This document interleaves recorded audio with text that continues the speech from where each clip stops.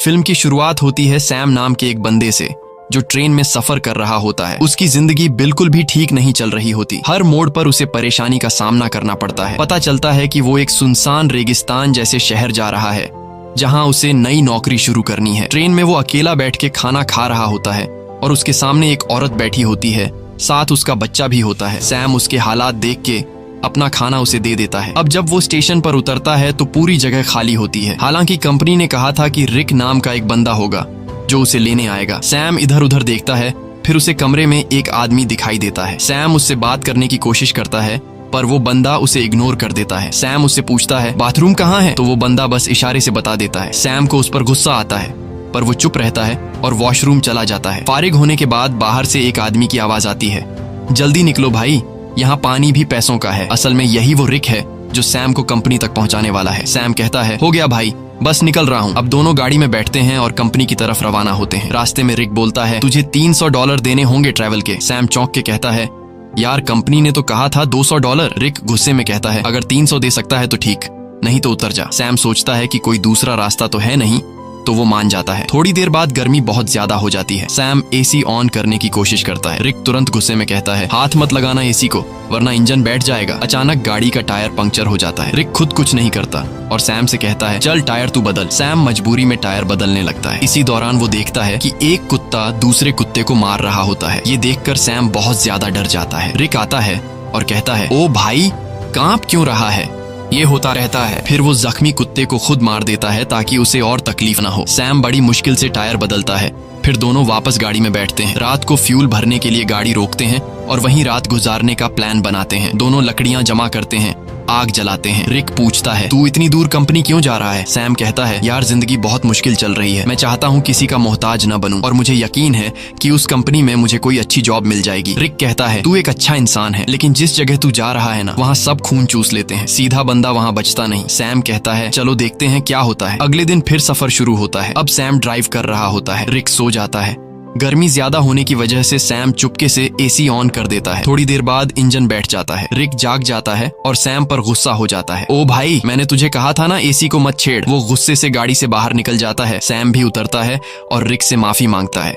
रिक को और गुस्सा चढ़ जाता है, बोलता है चुप कर, तेरी आवाज ना सुनूं। इसके बाद सैम पेशाब करने जाता है। थोड़ा दूर जाकर वो एक चमकता हुआ पत्थर देखता है। करीब जाकर जब वो गौर से देखता है तो पता चलता है कि ये तो खालिस सोना है। वो फौरन रिक को बुलाता है, ओए इधर आ, चेक कर, कहीं मैं सपना तो नहीं देख रहा। रिक जैसे ही देखता है शॉक हो जाता है। वो लाइटर निकालता है, आग जलाकर चट्टान पर रखता है, बोलता है अगर काला हुआ तो नॉर्मल पत्थर वरना खालिस सोना। चट्टान जैसी की तैसी रहती है, मतलब सोना कंफर्म। अब दोनों सामान निकालते हैं, गड्ढा खोदने लगते हैं ताकि सोना निकाल सकें। पूरी ताकत लगाते हैं लेकिन चट्टान हिलती भी नहीं। रिक रस्सी की मदद से सोने को गाड़ी से बांधने की कोशिश करता है ताकि खींच सके, लेकिन रस्सी टूट जाती है क्योंकि सोना भारी होता है। इसके बाद दोनों लगे रहते हैं, सारा दिन खुदाई करते हैं। अब सूरज डूबने लगता है। रिक कहता है जल्दी से लकड़ियां जमा कर क्योंकि जंगली कुत्ते आसपास घूम रहे हैं, रात को हमें काट लेंगे। अगर हम आग जला लें तो वो डर के भाग जाएंगे। दोनों लकड़ियां जमा करते हैं, आग जलाते हैं, खुशी में गाने बजाने और नाचने लगते हैं। रिक सैम को गले लगाकर कहता है तुझे मैं फुल एसी वाली कार दिलाऊंगा।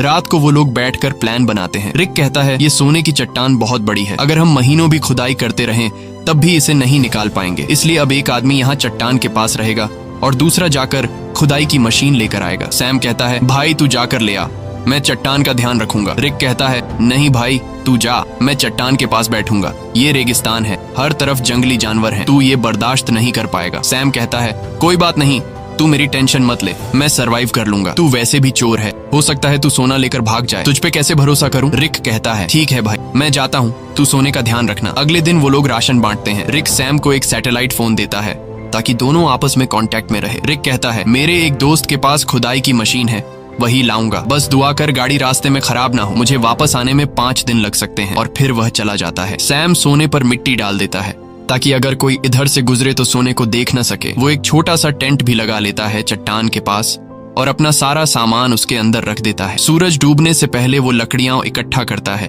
ताकि रात को आग जला सके। रात को वो आग जलाकर बैठ जाता है, खाने में से थोड़ा सा खाता है और बाकी रख देता है। अचानक उसे जंगली कुत्तों की आवाजें सुनाई देती हैं और उसे एहसास होता है कि अकेले होने की वजह से वो आसान शिकार है। वो डर जाता है और चाकू हाथ में लेकर सो जाता है। अगली सुबह सूरज की तेज धूप से उसकी आंख खुलती है। बहुत गर्मी और थकावट होती है। नींद पूरी नहीं हुई होती और सूरज की तपिश उसकी स्किन जला रही होती है। तभी सैटेलाइट फोन की बेल सुनाई देती है। सैम दौड़कर फोन तक जाता है लेकिन कॉल कट चुकी होती है। वो टेंट में बैठा सोने को देख रहा होता है और सोचता है कि सोना बेचकर सबसे पहले एक बड़ा घर खरीदूंगा। फिर सैम पास के इलाके में घूमता है। थोड़ी दूरी पर उसे एक क्रैश प्लेन दिखाई देता है। वो फौरन उस क्रैश प्लेन के पास जाता है और वहीं रहने का फैसला करता है, लेकिन वहां से सोने की चट्टान उसकी नजरों से दूर होती है। इसलिए वो प्लेन के कुछ टुकड़े उठाकर चट्टान के पास एक टेंट बना लेता है। सैम कुछ देर के लिए आराम करने लगता है ताकि पानी की बचत हो और थकान कम हो। अचानक बाहर से कुछ ऐसी आवाजें सुनाई देती हैं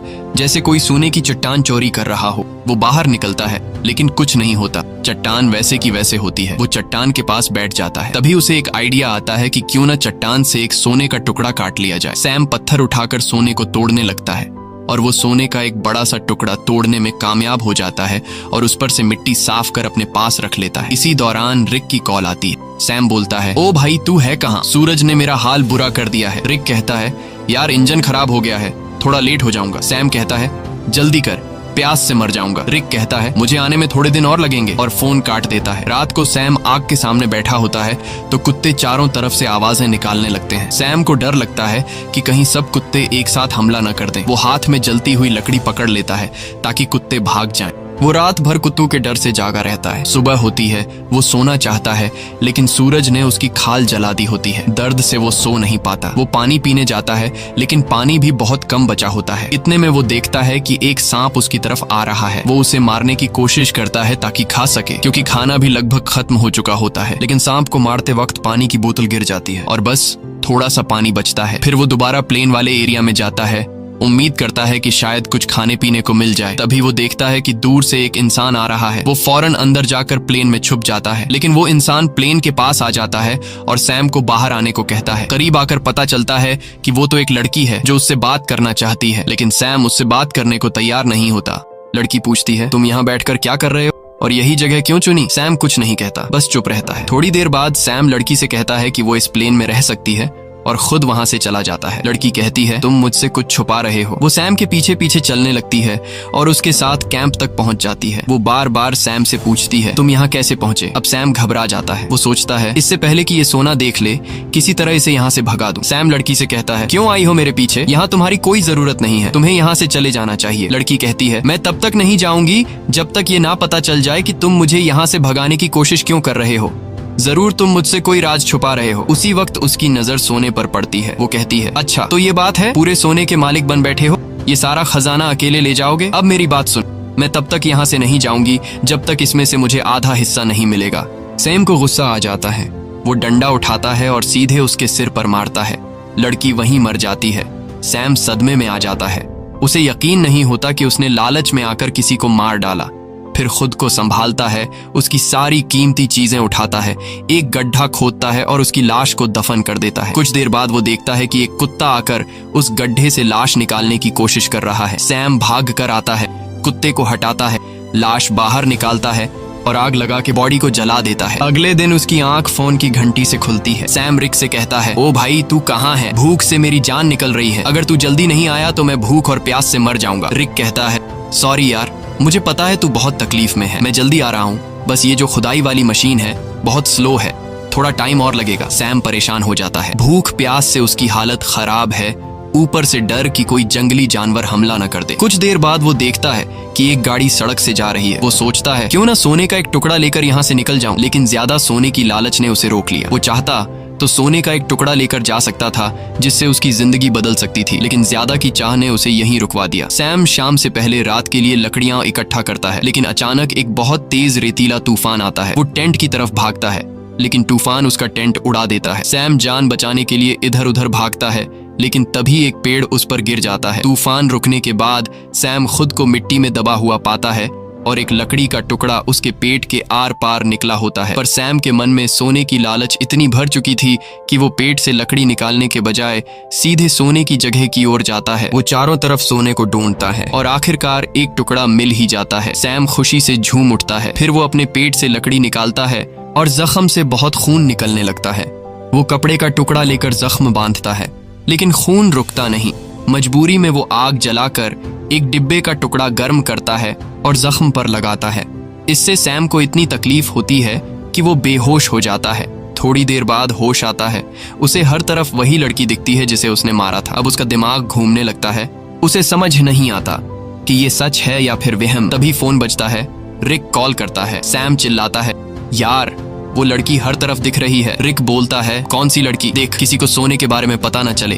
अगर किसी को पता चल भी गया हो तो उसे मार डाल। लेकिन सैम की हालत इतनी खराब होती है कि वो किसी को मार तो क्या, अपने पैरों पर खड़ा भी नहीं हो सकता। वो जमीन पर रेंग रहा होता है। जवाब देने की भी हिम्मत नहीं होती। अचानक वही लड़की सामने खड़ी नजर आती है, लेकिन इस बार उसके चेहरे पर कोई जख्म नहीं होते। वो सैम को पानी पिलाती है और मदद करने को कहती है, लेकिन सैम सोने की लालच में इतना अंधा हो गया था कि वो मदद लेने से भी इनकार कर देता है। सैम डरते हुए कहता है, मैंने तुम्हें मार डाला था, दूर रहो। वो बोलती है, बस इतना बता दो, क्या मेरी जुड़वा बहन यहाँ से गुजरी है? तब सैम को यकीन हो जाता है कि ये वहम नहीं है, बल्कि ये उसी लड़की की बहन है जिसे उसने मारा था। सैम कहता है, नहीं, मैंने कुछ नहीं देखा, बस तुम यहाँ से चली जाओ। जिसके बाद वो लड़की वहाँ से चली जाती है। कुछ देर बाद जंगली कुत्ते उसके पास आने लगते हैं और उसे चारों तरफ से घेर लेते हैं। वो तुरंत रिक को फोन करता है। वो रिक से पूछता है कि तुम कहाँ हो, जल्दी आओ नहीं तो ये कुत्ते मुझे मार डालेंगे। वो रोने लगता है। रिक से रिक्वेस्ट करता है कि प्लीज जल्दी आ जाओ, मैं मरने वाला हूँ। रिक कहता है, रुक जा, मैं बस पहुंचने वाला हूँ। तभी अचानक कुत्ते हमला कर देते हैं। एक एक करके सब उसे नोचने लगते हैं। यहाँ हम देखते हैं कि रिक सैम से दूर बैठकर दूरबीन से सब कुछ देख रहा होता है। असल में वो कई दिन पहले मशीन लेकर वहां पहुंच गया था और बस वो सैम के मरने का इंतजार कर रहा था ताकि वो अकेले सारा का सारा सोना ले जा सके। जिसके बाद रिक छिपकर खड़ा होता है। वो देखता है कि सैम को जंगली कुत्ते घसीट कर ले जा रहे हैं। तब भी सैम सोने की तरफ देख रहा होता है। जिसके बाद जंगली कुत्ते सैम को नोच नोच कर खा जाते हैं। रिक को जब पक्का यकीन हो जाता है कि सैम मर गया है, वो गाड़ी लेकर सोना उठाने आता है, लेकिन अचानक एक तीर आकर सीधे उसके सीने में लगता है और वो भी मर जाता है। ये तीर चलाने वाली कोई और नहीं बल्कि वही लड़की की जुड़वा बहन होती है।